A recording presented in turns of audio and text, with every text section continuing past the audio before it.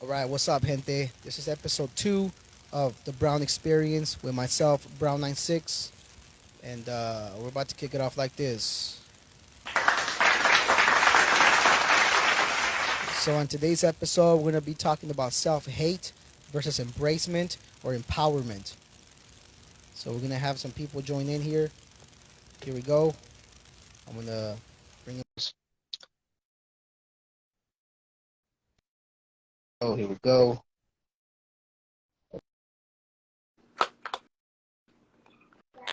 Yeah, man. What? How's that now, bro? Is that better? All right, yeah, no, that's better. That's what's up. That's what's up. What's up, Sweet Lou in the chat? What's up? What's up? To They're all the the same. homie. And I'm about to come on here again. That's all there is, baby.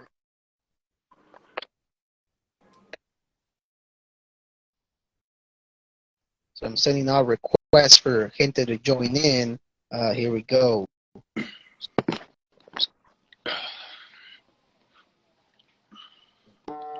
So here we go. All right. Brownie joining in yet? Gracias, hermano. Joining back in. Technical difficulty.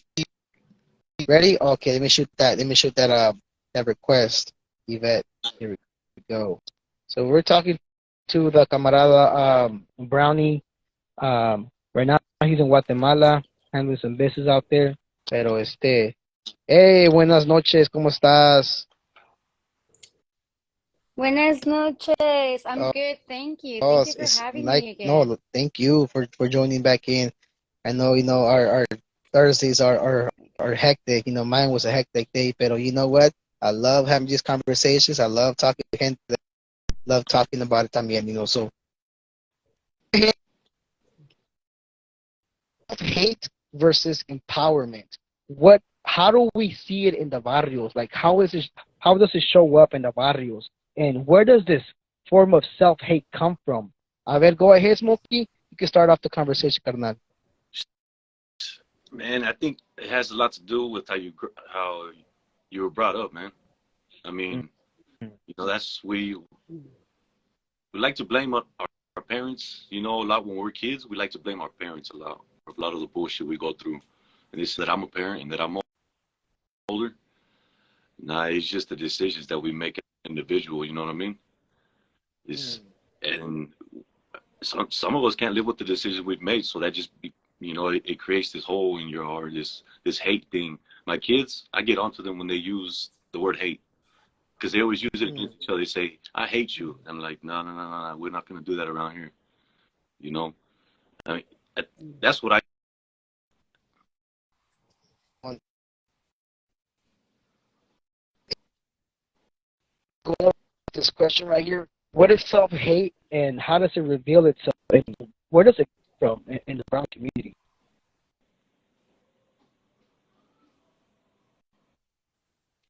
That, No, I oh, I think me. am I? I Otra think vez? Oh, your connection is better, man. yeah, but since I have full bars, that's Hey, crazy. no pagaste el bill, ¿verdad? Hey, times are rough, carnal. Yeah, I feel you. Yeah. No, but can you guys hear me now? Is it a little better? Yeah, Okay. it's a little more stable. Yeah. So, My, um, my what was bad. the Yeah. question again? Self-hate. What does it look like in the brown communities, and where does it derive from?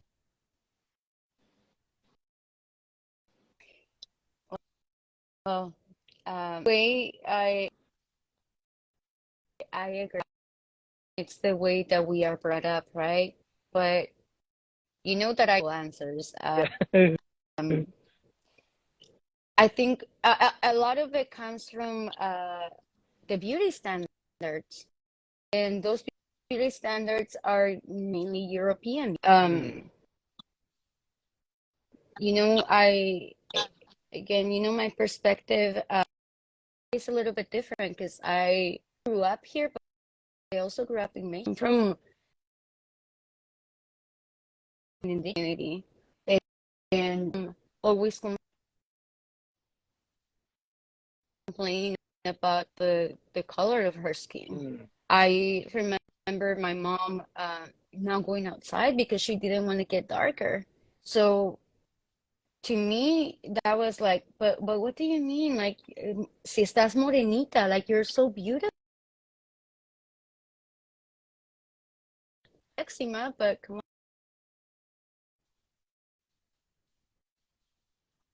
on, like I was a child, you know. Um I just wanted to be out. I mean, I grew up in the fields and el campo. I grew up in mud cakes and um, getting lost in en los campos con el maíz, el frijol, las habas. So for me, like it didn't really make sense until I left my environment, until we went to the city, and the questions came like, "What do you mean that's your daughter? Like, is she really your daughter?" Or people looking at us like, pinches indios patajadas, regresense a su rancho, regresense a su pueblo.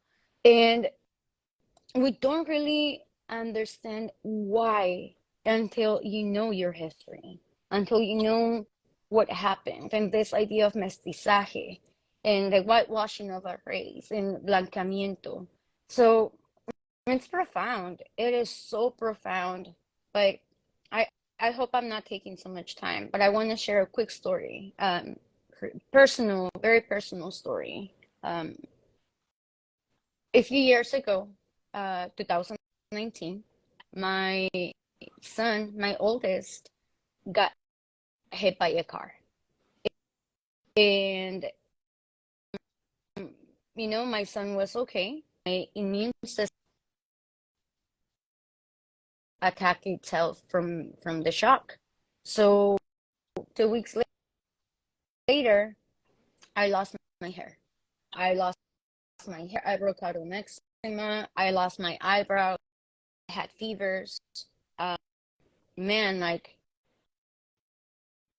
everything about me changed. My whole identity shifted because everything that I was taught that made me a woman, that made me pretty, wasn't there anymore.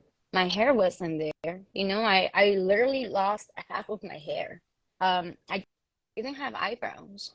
So I really, really had to go within and shift the perception about myself and what who really am I and what is it that makes me beautiful. And I had to understand that it was not my hair, that it was not my skin, that it was not my looks, that it had nothing to do with it. And that's when I really started like internalizing and trying to explore within myself. Well, who told me that this is what made me beautiful? Who set the standards that, you know, this is what it means to be a woman?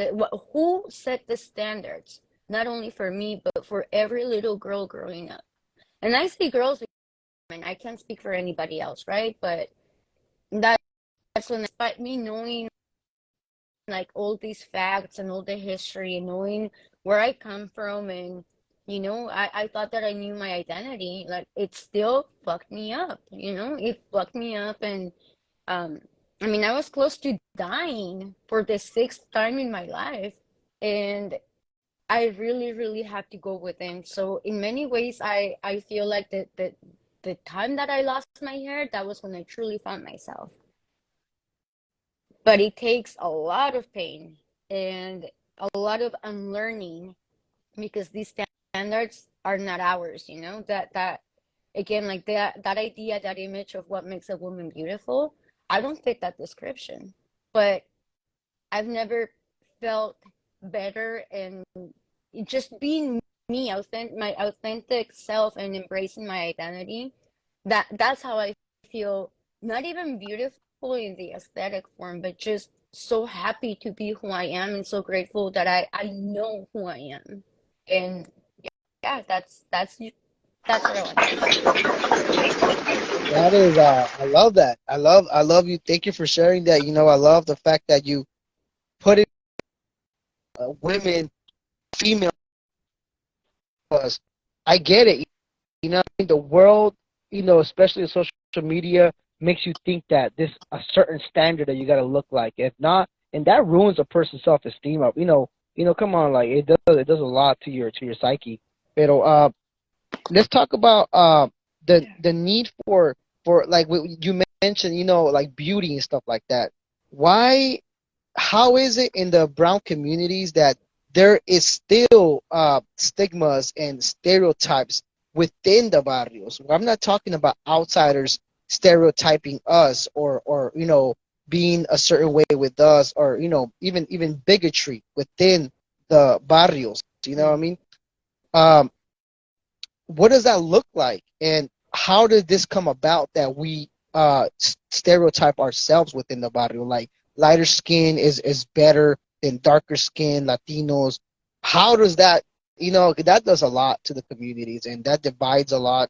Go ahead, Smokey, go ahead and give your two cents on this, man. Why is it that the raza separates each other from dark skin colored, raza, and light skin? Because like I'm from Kansas, man, and we rarely have any kind of that racism stuff, but I have seen it in my family that little bit, like some of my cousins that are dark skinned, like they get treated like shit, or they have when I was younger, and kind of see that. Why is that? Why is the raza always coming at each other like that within ourselves? I mean, I don't understand that part. And it's always the women in my family that do that to each other. A lot of them, like they say, like their hair's different. They just attack each other. They downgrade them. I think the las que están morenitas in my family, they're beautiful. I mean, but within each other, it's, I don't know. Maybe just girls are just mean. I don't know.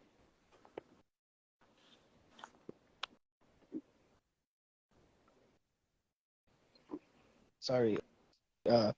Yvette, go ahead. What are your thoughts on this? Like, how does this come about with in the brown communities, that even in Mexico, they call darker skin, Mexicans Indios, what I mean, because they look more indigenous, I guess you can say, or whatnot. But it's sad to see that. I mean, what are your thoughts on that? I think it's survival. I I think it's survival, honestly. I know we're the majority, right? Like this is our land. The brown people have been here for thousands of years and will continue to be here forever. Um, we're literally a reflection of the land that we come from. Unfortunately, colonization happened and it's still going on. And despite brown people being the most, somos los más, we do have a dominant white culture that is rooted in violence and white supremacy.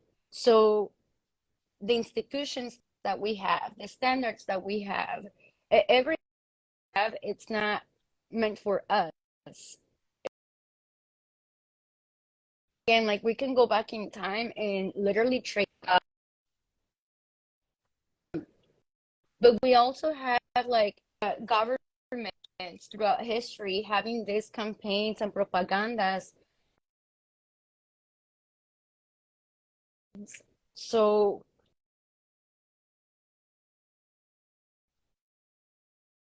we have like of our people. So how do you fit in a system that wasn't meant for you? How do you fit in um, institutions where they've not been set up for you? I think a lot of it comes from trying to have a proximity to whiteness and trying to fit in with their standards, trying to fit in so you can be safe, so you can survive. And a lot of times, like we've done it to each other, where we don't pass on the language to our children because we don't want them to be looked at a certain way. Or in my family, the indigenous language wasn't spoken because when you have an accent and you try to do everything that you can to assimilate and get rid of that accent so be a certain way. And that's true in Mexico and that's true here. So even for me, I think I said it before, I came here when I was 15. So at that time, for me to learn another language, that was hard. And I used to be so embarrassed for, and in Mexico, I have a second place in poetry in national level with voice because I was so embarrassed of my thick accent. Now I embrace it because it makes me who I am, and I hope it never goes away. And I'm so proud of being me and who I am with all my glorious mess. But I do have to tell you that at the beginning, when I came here, I was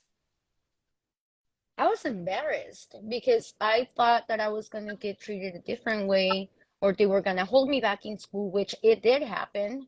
Um, Despite me being having a 4.2 GPA when I came here, got held back because I didn't speak the language. So I think it's survival. I honestly think it's survival, whether it's subconscious or conscious. It is survival. It's not something that we really want to do. It's just meanings of surviving and trying to fit in. Because if you stand out, then you're in danger. Yes, yes. I understand that.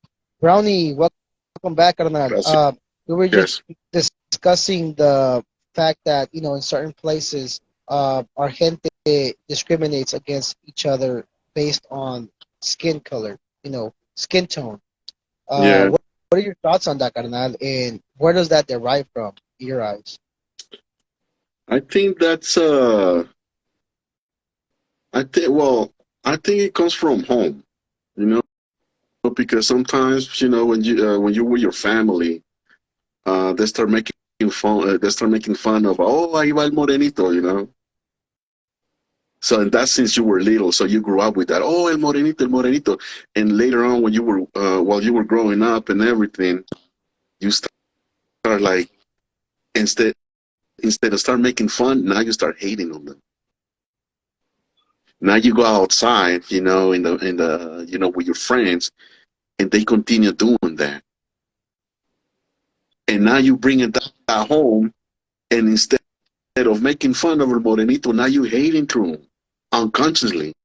It's not something that we want to do. It's something unconsciously, and it happens. It happens not just to because you're dark skinned, but also like indigenous, like she said, just because they have just because they speak like a different tongue or whatever, But it starts at home, and instead of be something that to make fun of, it's gotta be something that we should respect on. But not all of us do that. We just continue making fun. We just continue and look at them down. And for what? Siempre va a seguir, like you said, that's gonna keep on growing and growing and growing. And next thing you know, you're gonna have a whole gang of people, making fun of it, just because we learned that at home. So I think, if you're a parent, I think you start teaching, if you want to make fun of somebody, make fun of yourself instead. You know, that's the way I see it.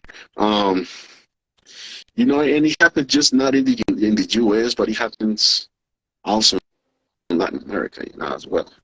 So even though when we move to the States, next thing we know, we see that not everybody, not all white people, but the majority making fun of us. So it goes both ways. We make fun of some people, they make fun of us. So it's kind of like a cycle, you know what I'm saying? In my like personal, like she said, yes, I do got an accent.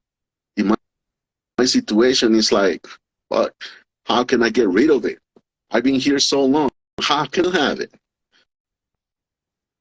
But then again, I like it. I mean, I don't like it, but I like it at the same time, you know.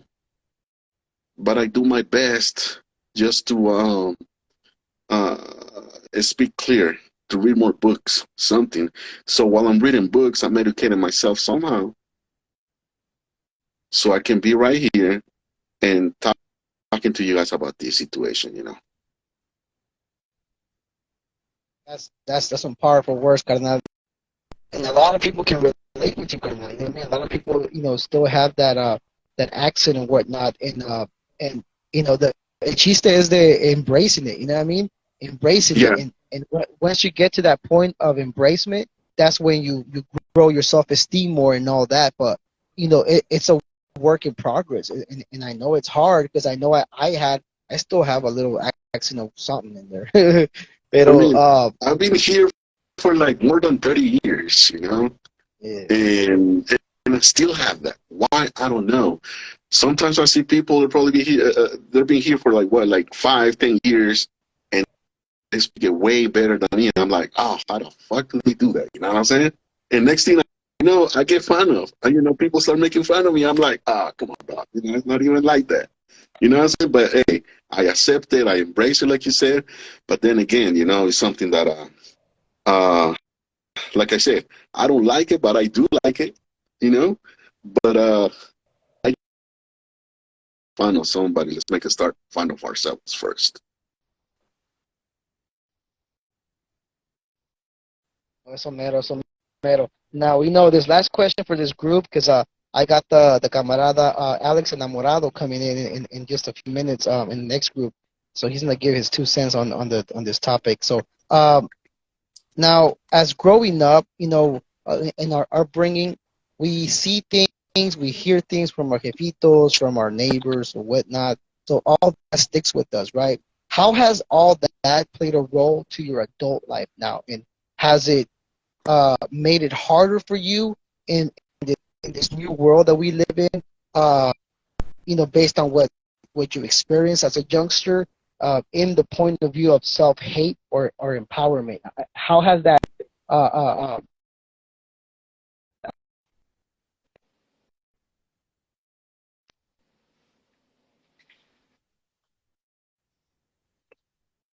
Moki, I didn't. it I didn't catch hear that? nothing.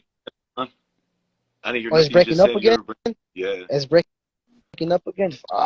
Okay. My bad, my bad. And like growing up, we go through all these things, you know what I mean? Like things from the neighbors or whatnot. And then we learn all these things, right? But now that we're adults, how has all that played a role in our adult life? You know what I mean? In terms of empowerment or self hate.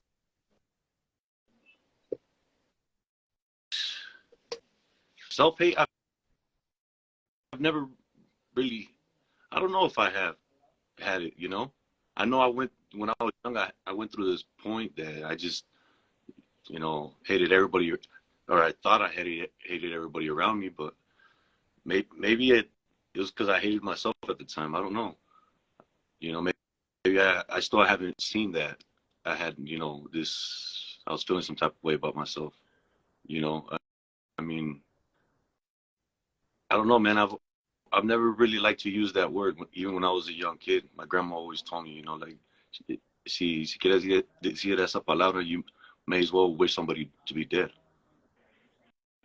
You know what I mean? Because it's a strong word, and it is. Um, I don't know. I don't know how to exactly, man. Let me give you something like, for example, like growing up, bro, como like, living in a place where there's a lot of gang infestation and whatnot. Yeah. Pues todo esto, it made me think that we were separate. We were not equal. That there was two sides to this world. That it was the bad guy and the good guy. And us as, with the good guy, we're gonna stay alive. So it's necessary, you know what I mean? So it's Yeah. like in those terms, like I seen it that it happened, but some people, you know what I mean?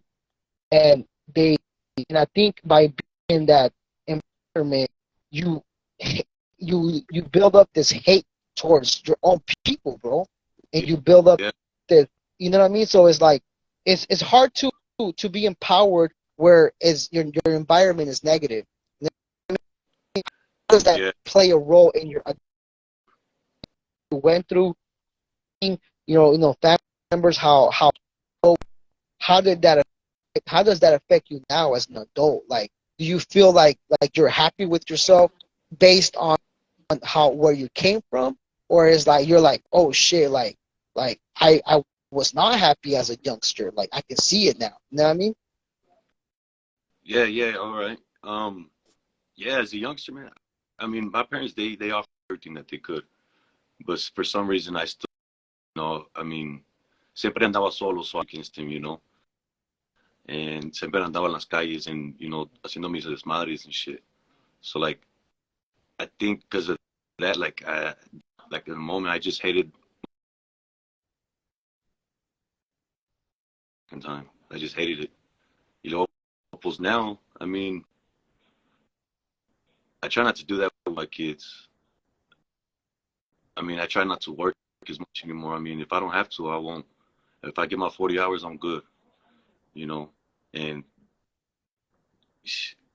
when I first became single, it was hard to be a dad, man. Like they hated being around, hated being with me because I mean, I got two little girls, man. I mean, it's fucking hard.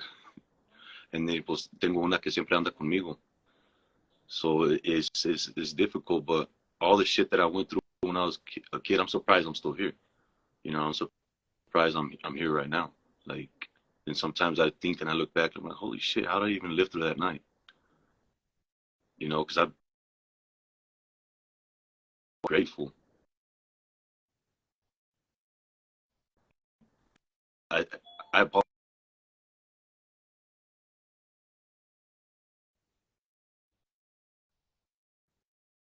for me. It wasn't my homies that be there for me.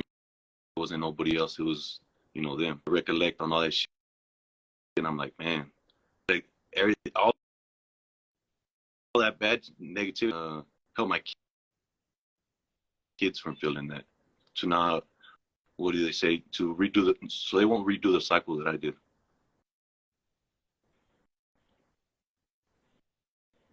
Yeah, no, that's dope, bro.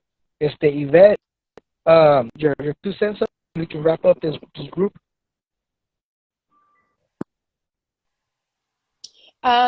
If that's okay, Okay, I está will bien. go last. Maybe I'll pass it on to the hermano, because I want to formulate my All right, thoughts better. Brownie, go ahead, carnal. I think, like all this hating situation going through families because it comes from our grandpa, and they taught them to be a certain way. Then our abuelitos, they taught our parents to be a certain way. It's still with the same hate. Now it comes to us. This ever, I hate that. So what I was telling you, what I was earlier, every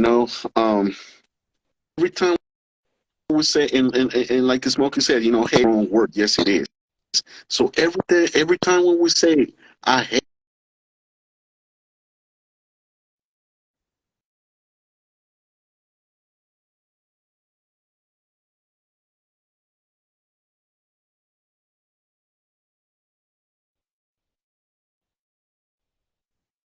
hate, just because whatever, from the smallest thing to the biggest thing, I hate.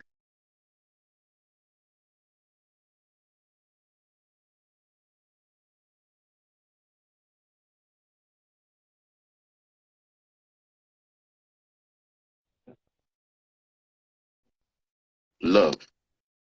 So we start love. Everything starts our thoughts, our way of being. Uh, People see more that we're more like that. We look excited about something. That we're more excited about things. And why? It's because we're replacing that word hate with love. Oh, I like this. I like the way everything's going in my life. I like the way running today. I like running because I woke up on time. Little things like that. So it's up to us to replace that hate with like, love, whatever. You know what I'm saying?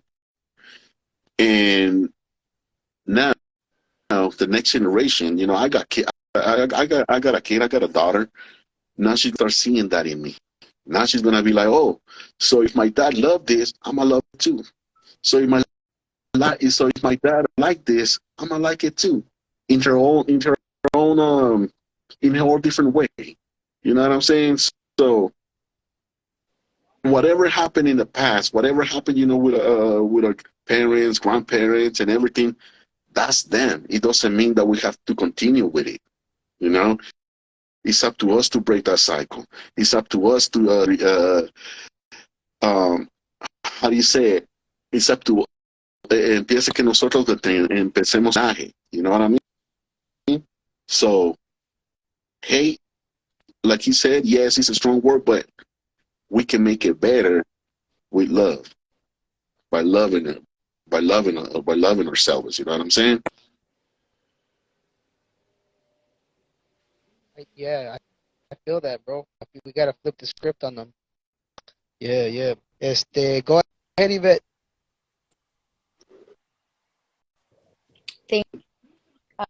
Um, as I'm trying to put my thoughts together, and I hear our brothers expressing their views and thoughts, there is one phrase that continues to come back to my mind. So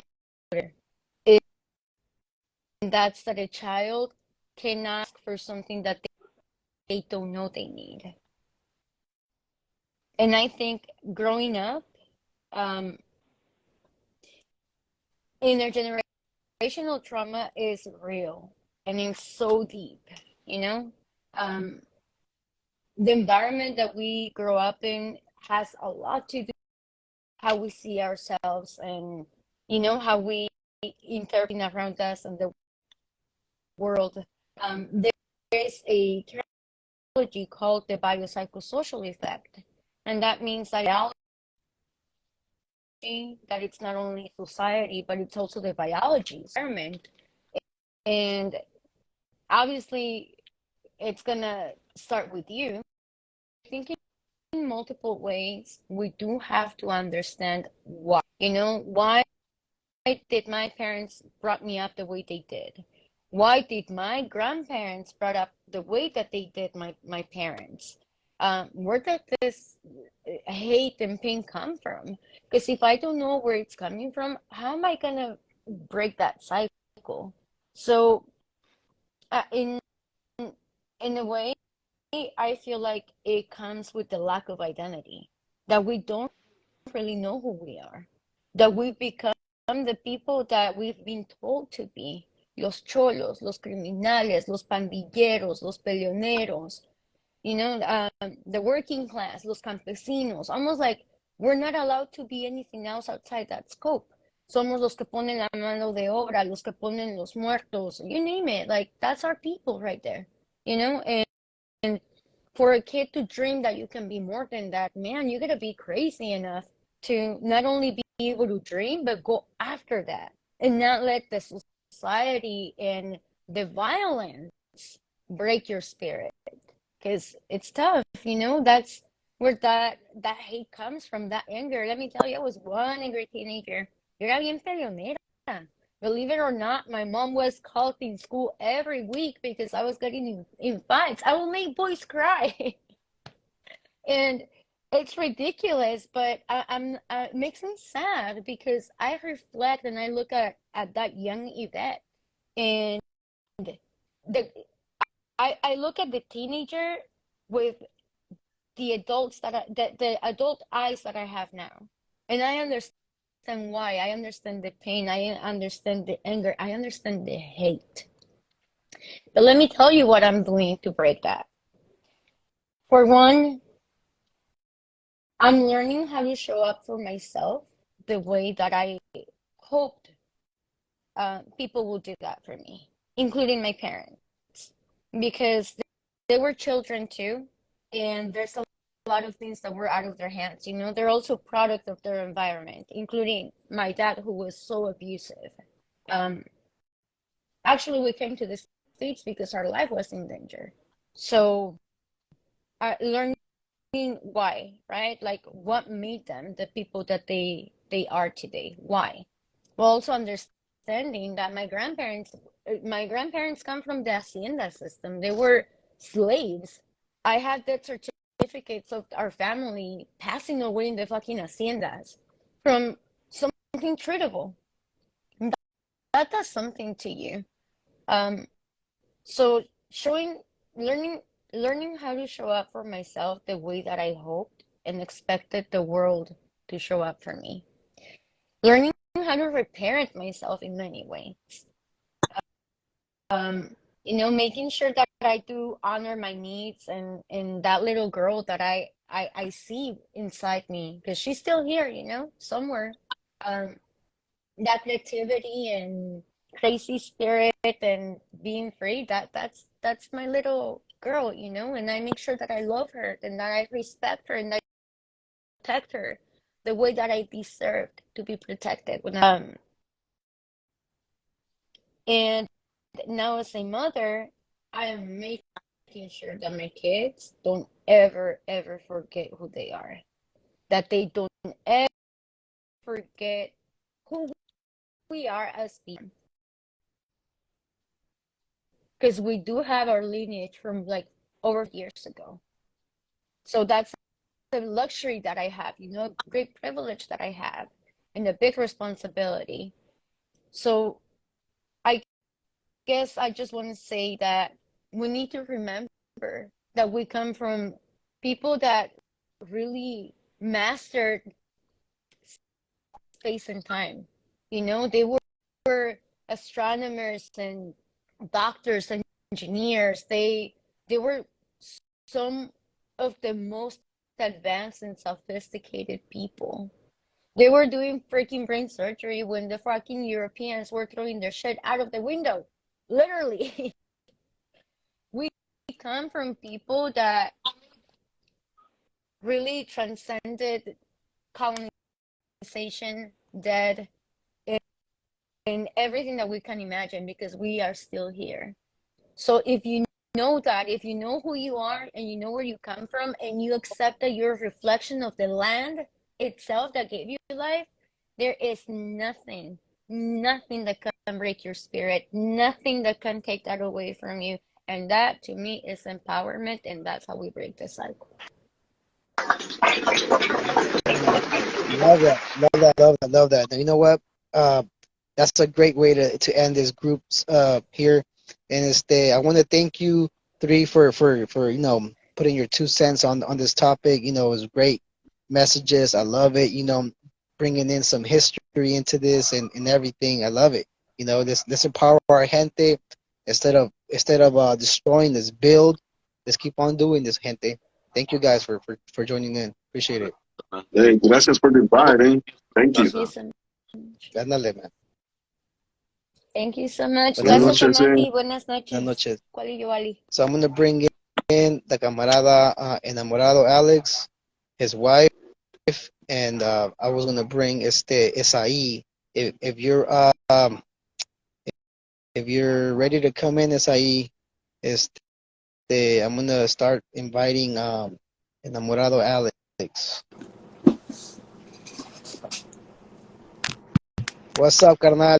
¿Cómo estás, man? ¿Cómo estás? Good. ¿Cómo están? Thank you for having me. Bien, man, bien. So I'm going to have Esai come in. Hey, gracias for coming in, man. I appreciate it, carnal. For sure. I know Wendy's on the...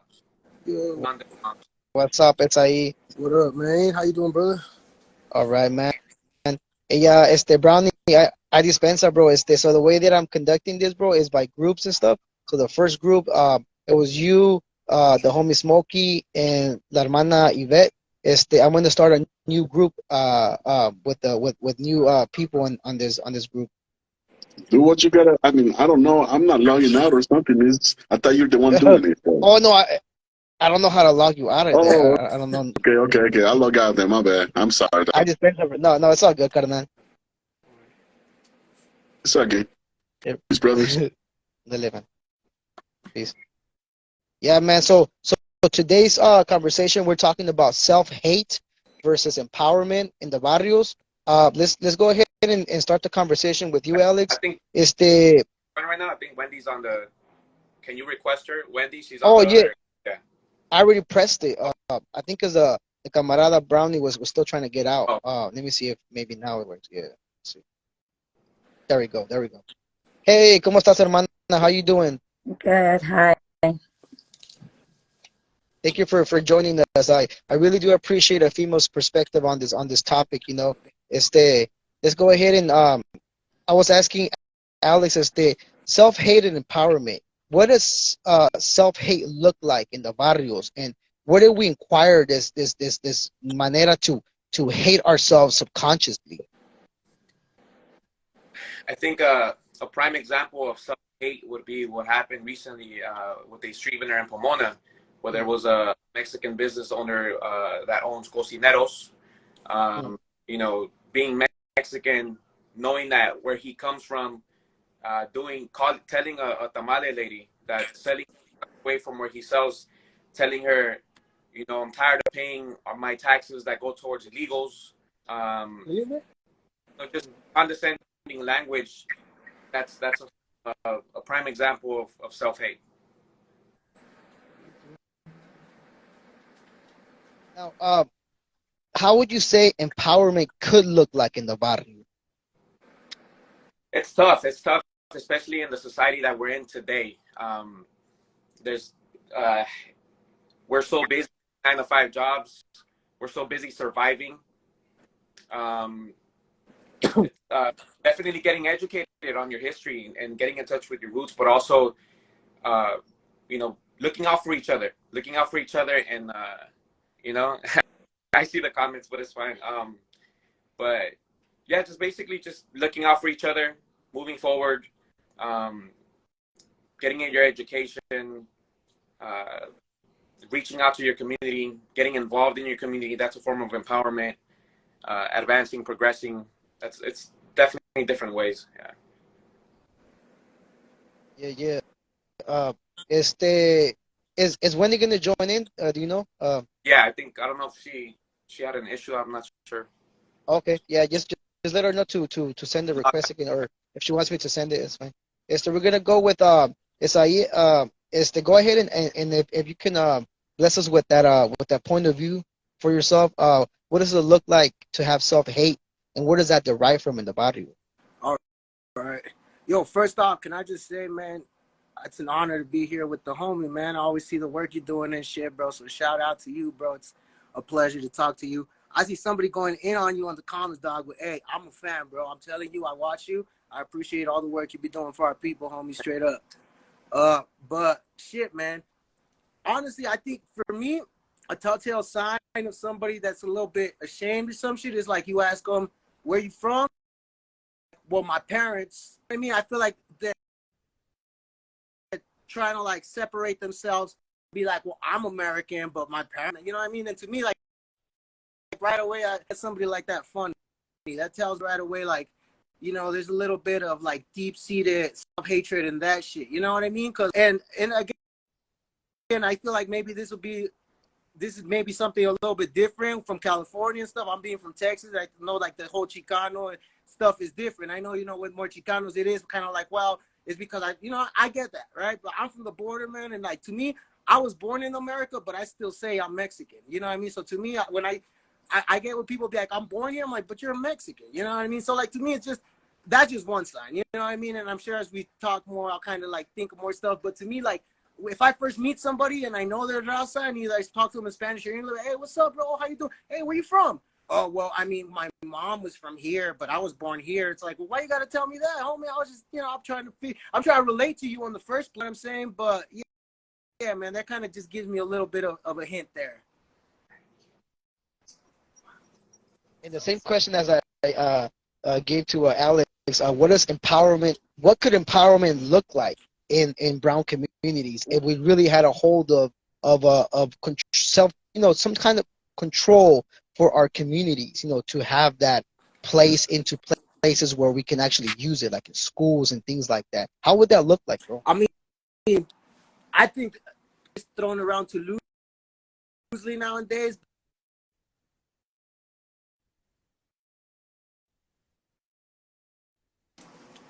Am I there? Oh, hold on. I can't hear you guys. Yo, Yeah, I'm you gonna good? jump out. Yeah, go ahead. Okay, there you go. Sorry. You good? You good? You good? I came in a little late, but I'm sure the homegirl that was on right on before was kind of touching up on that, man. I think it goes into the decolonization terms. That's how I feel. You know what I mean? Because to me, I feel like that's kind of, you know what I mean? Like people really feel that we don't got shit, essentially, right? And I'm not talking about monetary. I mean, we don't really got shit. Like we don't got our own religion. We don't got our own language. We don't got our own names. We don't got our own sacred, you know, temples and shit. And we do like, you know what I mean? So I really think it starts with, you know what I mean? Like identity, right? Like just being like, okay, because I people are like, okay, I'm American Mexican. It's like, okay, but if you could understand why you look the way you look, and you know what I mean, people weren't so confused with the language and stuff. I really think like, I don't know, man. I really think the work is really having to go back our indigenous, our religion. That's where I find my, you know what I mean, my fucking pride and self-esteem and shit like that is knowing who I am, right? Knowing, like the homegirl was saying, what we've been through, how we're still here, how we're fucking resilient, and you know what I mean, the baddest motherfuckers on earth and shit. And I think it's sad to me when I see other people that look like me and don't feel that way.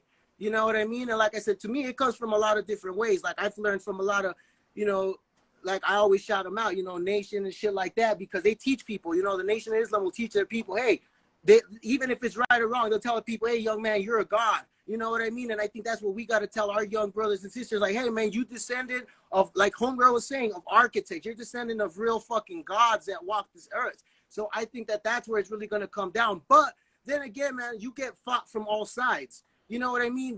There's people that don't give a fuck about reconnecting, and there's people that are doing the work to reconnect, but then there's people pushing them away. Like earlier, I want to jump on a little earlier. I saw this one homie on here. I think he jumped off and shit, but this guy that, you know, he be spreading a lot of knowledge and stuff, and it's appreciated. But I also see him say certain things like, hey, if you don't know your roots and you're a decolonized and you're a detribalized person, you should just stay like that. You shouldn't try to reconnect to no Mexica roots or no Mayan roots or nothing. Just stay as a detribalized person. And to me, that shit's wrong because, hey, a lot of Mexicans, we don't really know what tribe we're from. But if somebody's got knowledge that kind of puts us a little bit closer, I really don't see what's wrong with us getting closer. Because I know for, you know what I mean? Like, I know where our people's from. It could be this, it could be that. I understand that, you know, the greatness of our indigenous people in Mexico was huge, man. We had like over, you know, like hundreds of native tongues over, like, we had a lot of different cultures. So I know it's ignorant for anybody to be like, oh, we're all Aztecs. Nah, but if that's the most knowledge that we have, and that's the fastest way our people could kind of reconnect. And once learning something like that, we could get into more shit. I don't see why there's also people on the other side pushing away. You know what I mean? There's also other people, like I said, a certain person that was watching this shit earlier that be pushing our own people away that try to reconnect. And it's like, bro, we got to fight motherfuckers from all sides. But I think empowerment is going to come from us. Like I said, again, going back to the Nation and fucking, you know, Elijah Muhammad, all that, it comes with knowledge of self. Once we learn the knowledge of self, once we learn who we are, our roots, and, you know, get all this clouded shit away and what we're not, you know, get rid of our Spanish last names and all this shit, I really think that that's going to make us walk around a little bit straighter, you know, have love for each other a little bit stronger and shit like that, you know, rather than thinking like, you know, the image of us Americans that we're just the dishwasher, like the homie puts in the work, but, you know, like, and I appreciate it because that needs to be done also, but we're not just, you know, here to serve food, and we're not just here to do that. We're also here to fucking take over and own corporations and do, you know what I mean? And I feel like a lot of young dudes, they get sold this idea that like, oh, well, the Mexicans are the ones that clean. Like, fuck that, bro. The Mexicans are the ones that run shit, do shit too. You know what I mean? So I think it's just, it starts with knowledge of self, man. It starts with us understanding who the fuck we are, you know, from like a root level, from the roots. You feel me? I feel you, man. And that's see, this is why I love these conversations, bro, because it's deep rooted in who we are, in our DNA, and we just need to wake it up. It's like in the dormant stage or whatnot. But let's go on to this one topic, bro. Lighter skin versus darker skinned Latinos? Why do we still discriminate ourselves within barrios? Go ahead, Alex. You can start that off. Yeah, it's sad, man. It's sad. I was speaking to a vendor the other day, and she's actually a dark complexion, and she was talking about her country back home, because she's from Guatemala, and the way she referred to indigenous people.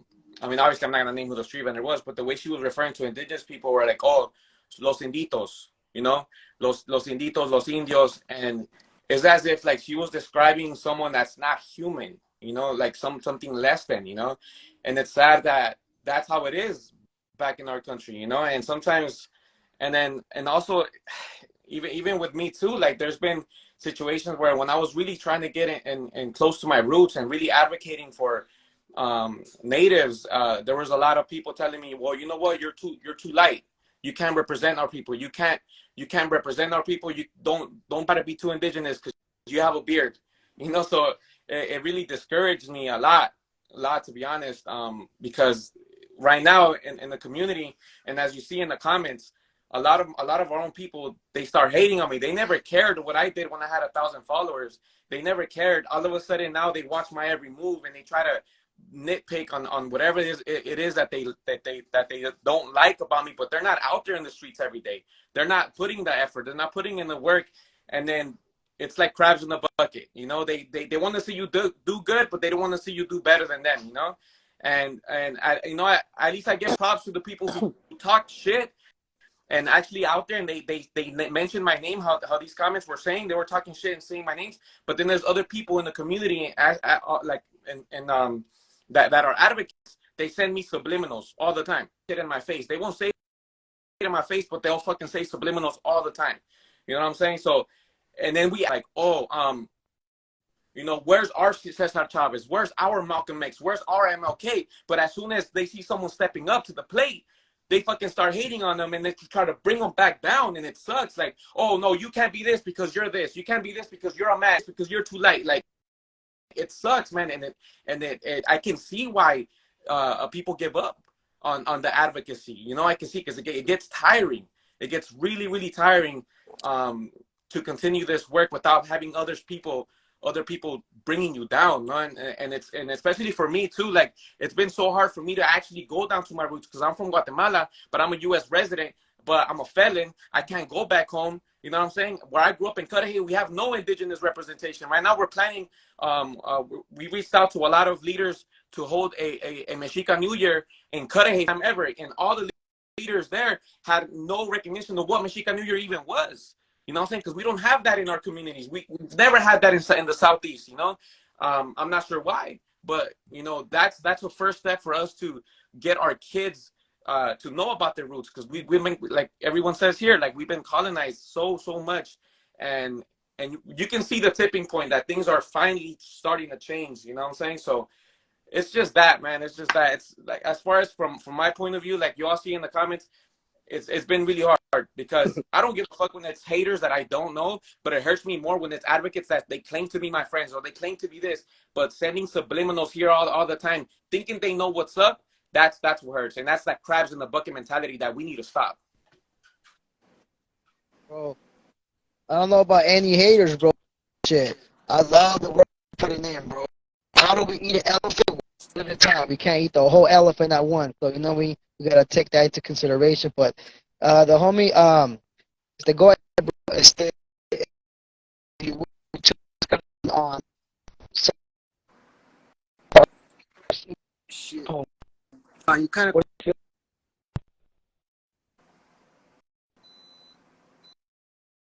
Hold on, you froze.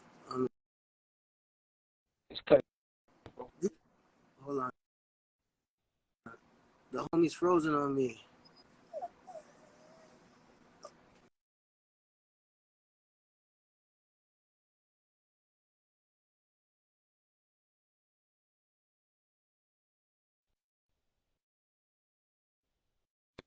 Say something. There we go. Voice. Shit, I'm just going because what.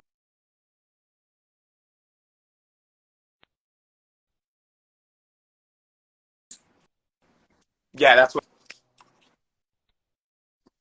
My bad, bro. All right. So Now the connection got all fucked up right now. Based on the discriminating within our with our people, discriminating in the barrios because of our skin tone. Some of us lighter, some of us darker. You know what I mean? And for some reason, the lighter skin people are upheld more than and the darker skin, Latinos are put down more. You know what I mean? What are your thoughts on that, bro?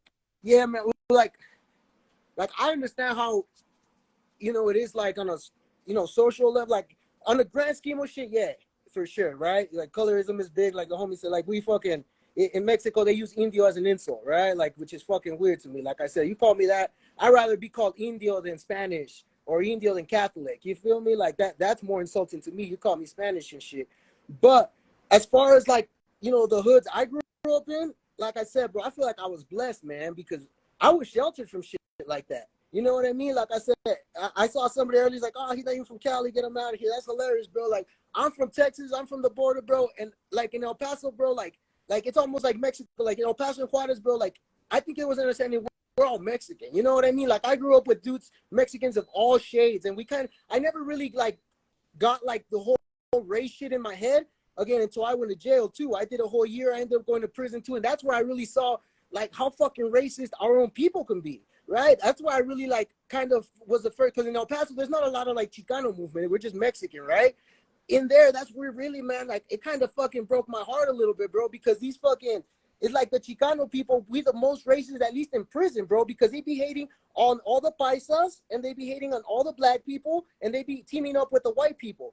And to me, that was the weirdest shit in the world, bro, because when I was on, like, going in there, they'd be like, oh, well, okay, you were born here, cool, you're a Chicano. And then, like, I chill with them, and they'd be talking so much shit about the paisas, who I'd rather be kicking it with, because, like, that's, like, people I grew up with. I'm like, hold on, wait, y'all don't like them? Like, oh, no, fuck them fools, they weird. You know what I mean? Like shit that I've seen in these comments lately, last time, which to me, I didn't see that until I was older, bro. Growing up in El Paso, bro, like, we, you know what I mean? Everybody, in every crew, there's a motherfucker you call a black or negro, Irene el Negro, there's a fucking Irene el Güero, you know what I mean? Like, I never really, like, in El Paso, like, I really saw, you know what I mean? Like, and I think that's just because, I know in Cali, bro, it's like, there's all this shit that, you kind of have to, like, separate it and see it, bro, but I had the luxury of to where, on the local level, we really didn't have that colorism shit, you know what I mean? It wasn't until I got locked up that I really learned about, all the bullshit going on. You feel me? Feel you, bro. It's all sections and stuff like that. Yeah, I get it, man. Now self-esteem, you know what I mean? Why is self-esteem and confidence run so low in the brown community? You know what I mean? Like, what is it? Is it our upbringing? What are your thoughts? Go ahead, Alex. Yeah, a lot of it has to do with our culture, the way our parents are just very old school, For example, I'll say it straight up here, like my dad never told me good job till recently, like literally like a month ago, for the first time ever in my 35 years of life. It's hard, and it's hard to break that cycle, it's and it's not their fault. That's the way they brought up, but definitely I'm learning too, how to, even when you're playing with your kids, I've learned that, to lift their self-esteem just by talking to them and, encouraging them. In our culture, we don't say good things. And even now, we're seeing it now, like with like what I said about the activism, and my peers who claim to be my friends, but they critique me all the time and behind my back. So it's sad that we need to start breaking that cycle and step away from that, because we don't want to treat others the way we've been treated all our lives, and to continue breaking that cycle. We need to encourage everyone else, and say that, hug each other, man, like start loving each other, because we're all we got. You know what I'm saying? Thank you, Wendy. You're back. Yeah, welcome back, Wendy. Welcome back. Gracias for joining us again. But in mind, Wendy, if you would skin tone, certain places we're treating a certain way because of our skin tone, being raza, being Latinos. Sorry, it's like really cutting off, so I couldn't You hear. catch that? Yeah, you know what? I've been having really terrible Wi-Fi. I don't know what's going on, but I don't know if you can hear me now. Can you hear me now? A little better. Yeah, my bad. So basically, I was saying, can you give us your 2 cents on the whole, skin tone, us being, in the brown community? We go from, some of us look straight up like a white person, you know what I mean, from Jalisco. I know a lot of him that look straight up, you would think they were like straight up white, right? Pero, some, the lighter skin are upheld more than the darker skin. They're put down. What are your thoughts on that? Well, I mean, of course it's not right, but I think it just has to do with the way that we were brought up, Um, growing up, you hear our parents, it just comes from generations, our past generations. Um, just growing up, you hear, oh, si está güerito, está bonito. Si está prietito, ay, pobrecito, está feito or feita. So I think that just has to do a lot with the way that we were brought up.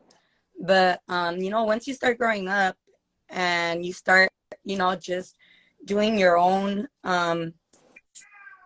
studies and just like, I don't know, I feel like everyone just has like their own will of thought, and you grow up and you get to choose if you're gonna continue on the cycle, if you're gonna break off from it, so you continue the way that you were brought up or just break off for it and see what's right or wrong. So I mean, it's not right, but you can't really judge a lot of people for thinking like that, because it's hard to just separate yourself from what you were brought up into thinking.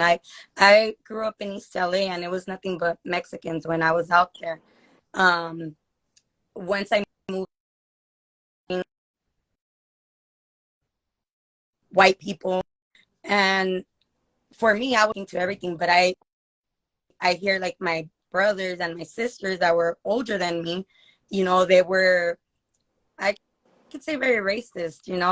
They would be like, calling, black people pretty much degrading words, and, just referring to them very awful. But, I think it was just that they were brought up with not seeing that and just growing up around Mexicans and stuff like that. And then again, I guess just the way that I guess the self-hate, because the way that you were treated, you tend to treat others like that.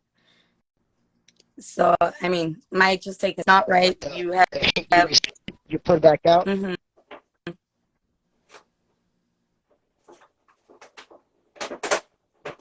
No doubt, no doubt. Now, upbringing has a lot to do with who we are as adults. How has your upbringing inspired or deprived you from the person you are today? And how has it played a role in how much you embrace who you are or how much you hate who you've become?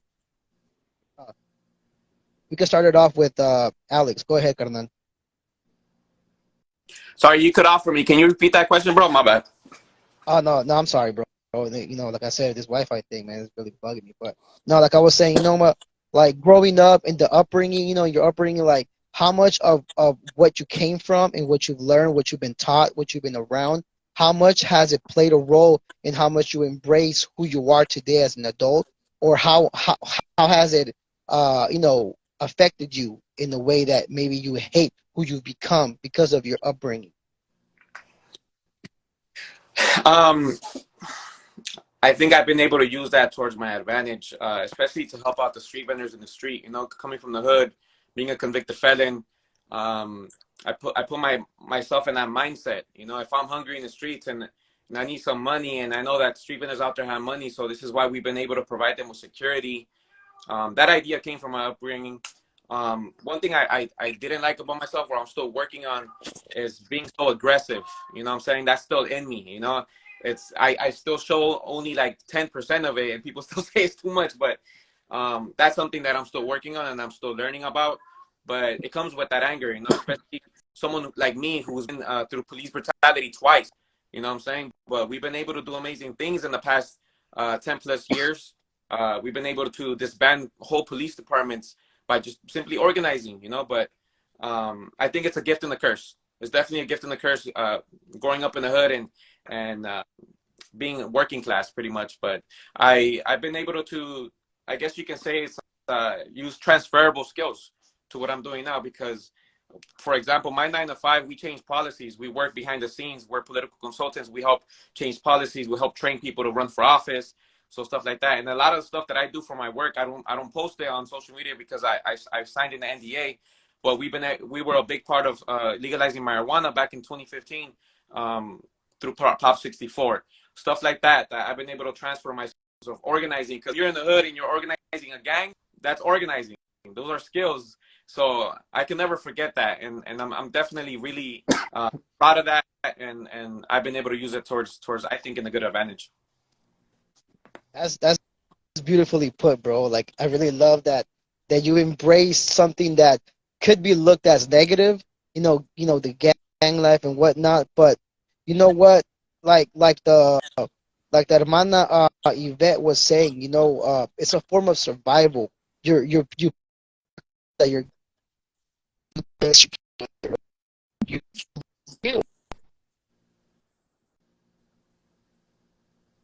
go ahead, it's ahí. All right, you kind of cut off there at the end, but no, you're good. Oh, what was the question one more time about upbringing? Yeah, upbringing. How does that play a role in your current Like, living situation as an personally? adult? Well, yeah, I mean, or the people that you grew up with. How do you think that played a role in terms of them loving, embracing who they become, or hating who they become because of things that their jefitos did not help them with, or or were not able to help them with, and the environment took over, and bad things that came about. Shit, like, I mean, I guess I could speak on personal, because, like, I don't know, man. I think I was blessed. I had good ass parents, you know what I mean? So, like, that's the one thing where, like, I think, like, most of the things that I talk about and shit like that is shit that I just saw and learned and stuff. And thanks to my dad and stuff. But, like, to me, they did give me, like, the self-esteem and everything right at home. You know what I mean? And my dad, bro, like, my dad, he was a lawyer in Mexico. But you would see my dad, bro. My dad is, like 2 shades darker than the homie Flo. You know what I mean? So, to me, I always see my dad, who looked like a dark, indigenous-looking motherfucker in a nice suit, walking through government buildings, getting respected and shit like that. So, my perception was a little bit different, bro. You know what I mean? I always kind of saw him as a boss. I saw myself as a boss. So, like, and also, my parents, they were divorced. So I had the privilege of having 2 houses, one in Mexico, one in Juarez, one in El Paso. So I feel like that's why me too, like I said, I kind of feel more like a paisa inside, even though technically I was born in, America or whatever.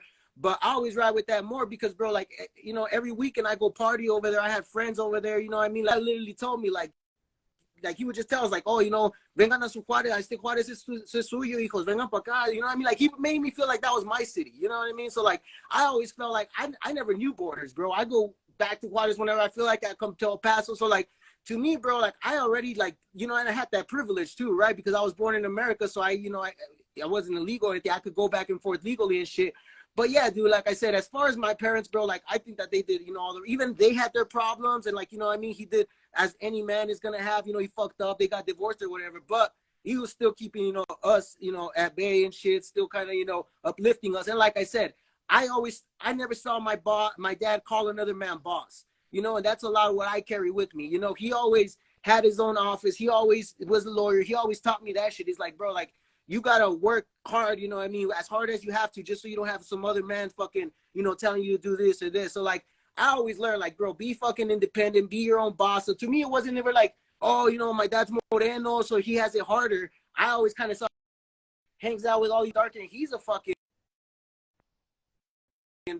dude of the group, you know what I mean? So, like, I don't know. I understand, people, and especially, like, I think if we would have gotten farther from the border to where my dad couldn't go back and forth and practice law, and, if we had to, take a lower-ass paying job or something because he didn't know the language or something, maybe that would have fucked with my psyche, right? Maybe if I would have seen my dad that I know to be a G have to go and clean toilets and shit like that because he doesn't really understand the language or have the skills that this fucking country requires, then maybe that would have fucked with me more. But like I said, I had the privilege of seeing my dad be a boss. I had the privilege of, like, them both telling me, good shit or whatever. So I also understand that. And, like, going back to your last question about, self-esteem with our people, I think, it really falls on that. And I tell people all the time, like, I'm like, I hate them always painting us as fucking, you know, dudes that just sell tacos. And this is coming from somebody that fucking sells tacos. You know what I mean? Like, I got my business. I've got the bomb enchilada. I literally am one of these dudes out here selling food. But I'm saying I'm shooting for bigger. And I hate how they always paint us like that. Even though I am that, like, bro, now paint me as a fucking boss. Paint me as somebody who's going to compete with fucking Chipotle and all that shit. Now, you know what I mean? And I understand all our people start somewhere. But I just think that, like, the impression I think of people that get further from the border, we kind of have to, like, you know, I mean, degrade ourselves to a certain extent, right? We have to kind of take jobs.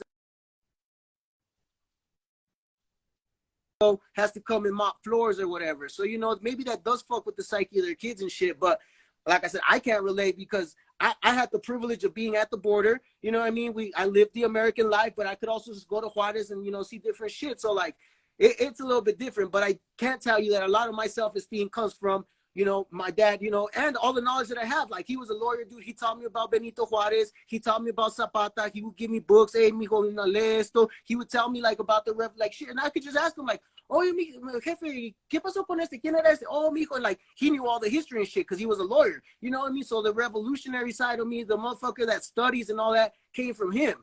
But then again, I understand, like, bro, okay, let me just say we had to move to fucking Tennessee, and he had to work a fucking 80-hour job cleaning floors and stuff and trying to learn English, then yeah, he probably wouldn't have had time to make me feel like a king and teach me all the fucking knowledge I was supposed to. So I understand the story a little bit different, but with me, like, you know, I mean, I got to see that man as a boss, so that's all I see myself as, you know what I'm saying? Yeah, I feel it, man. Yeah, that was, you know what I mean? But, like, everyone has their own walk of life, you know what I mean? And it's a tough ride, you know what I mean? What are your 2 cents on it, Wendy? Sorry, can you repeat the question? Because some of it was like cutting off. Yeah, you know, it's like for, you know, self-esteem and like how do we, you know, confidence in the self-esteem that we have in the barrios, like why is it so low for our gente, you know what I mean? Like why don't we have the self-esteem that we should have? You know what I mean? Is it from our upbringing, like, you know, how was in the that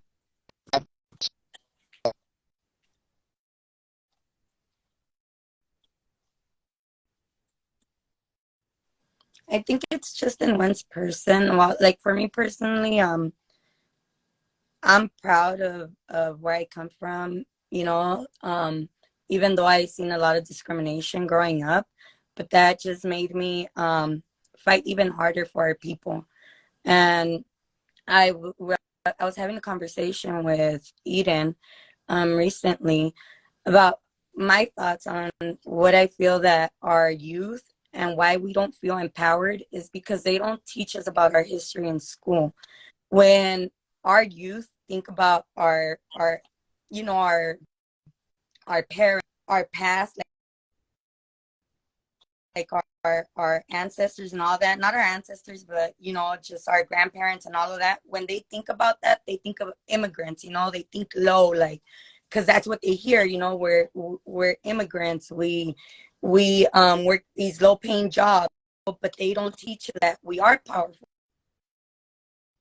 people, you know. And I think if that was taught at school, a lot of our youth would walk with their head up high and they would feel way more empowered and, you know, do way more good in this nasty ass world, you know, and they would actually stand up and fight for our people, and they wouldn't feel so low of themselves, because I feel like it starts at school, you know, because they don't teach us about our real history, you know, who we really come from.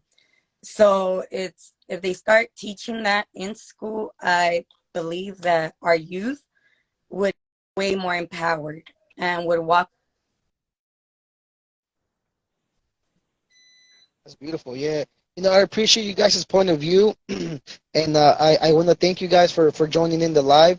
I'm going to go ahead and bring in the next, the last group, the next 3 people. Yo, real Yeah, quick, go ahead. before you stop this one, can I also Yeah. tell her, Wendy, correct? That was what I heard your name is? All right, so I told Alex, but I want to tell you too. I see y'all out there. I seen how y'all chased that black metal band out. That was some sick shit. So again, I appreciate the work y'all do over there. Like, for real, I've been following y'all, so definitely appreciate y'all. Thank you. Thank you so much. Hell yeah. Yes, y también yo, you know, like, it's, you know, no matter what naysayers may say, Fuck them. Yeah, you don't I on mean, that. like, You can't go based on that. You're always gonna have people talking negative or just thinking that they could do better or you're not doing enough. But as long as you know in your heart that you're out there helping people for the right reasons, I mean, just keep on doing your thing. Who cares what people say? People always have something negative to say. Hell yeah. eso mero, yeah, you keep on fighting that good fight, and, you know, gracias for joining in, and buenas noches. Buenas noches. Thank you, Brown. Have a good night, everybody. Igualmente. Gracias. So I'm gonna go ahead and bring in the last group. I told the homie Sweet Lou that I was gonna bring him in. Ready May, you wanna come in, carnal? Let me know. I'll shoot you, carnal. Let's see.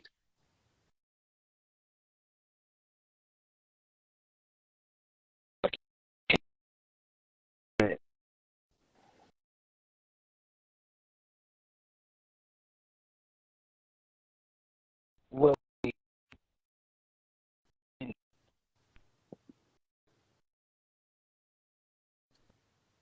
Damn.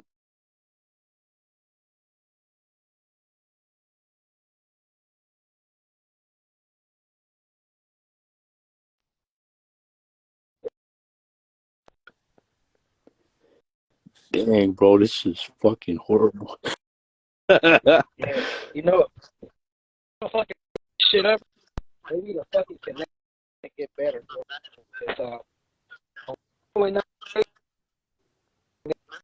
Dang, bro, this is like a fucking Instagram live in jail. Hey, I think my neighbors Everyone's are gonna whip white. out I really the think fucking so. present spreads and shit. Be like, yeah, we eating good here today. Fool. Nah, It's bro, for on some real Friday. shit, I think the neighbors are stealing my Wi-Fi, bro. What the? But anyway, uh, you know what I mean?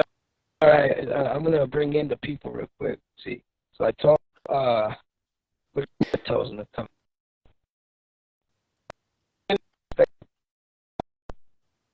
There's some vibe. This connection is so bad it feels fucking racist.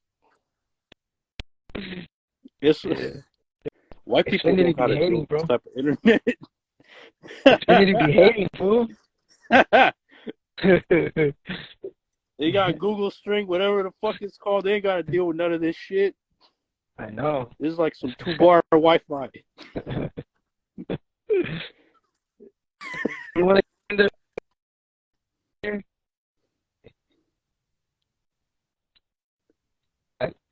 Your 2 cents.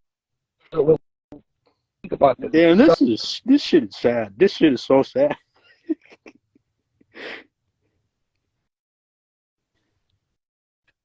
Yo, Luke, Yeah, I feel fucking oppressed. What is it? I can't hear you. you can't hear me, really? It's all good. Boop, beep, boop, beep, boop, bop. I might have to disconnect. Hold on. This is shitty.